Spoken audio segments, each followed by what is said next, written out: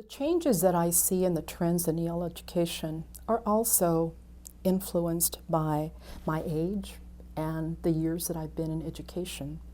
I'm 64, went to school in the 50s and 60s, taught at the beginning of the 70s as bilingual education was getting started.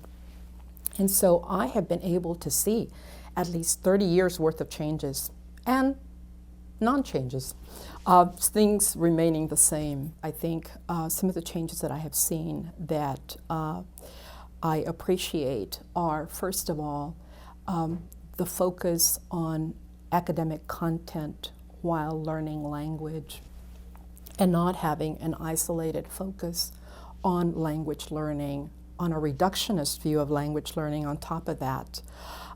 I remember at the University of Texas, one of my professors on my dissertation committee was Theodore Anderson, who was one of the grandfathers of foreign language education.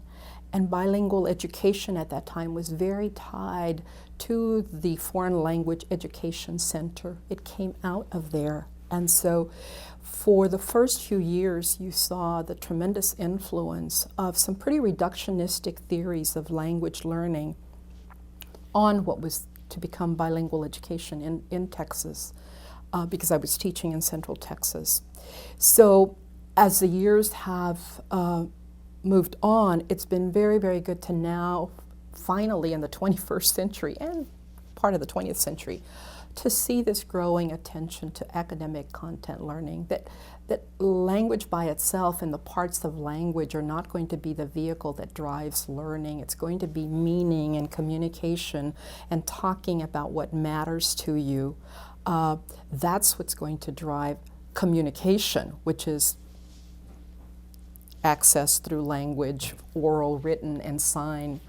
And so the meaning and the content, the academic content that's important for children to learn is something that I welcome in EL education.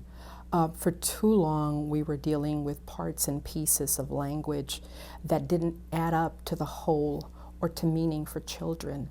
And so to see the content areas, science, social studies, math, the arts become important vehicles for language learning, I feel like we've arrived. We need to continue that.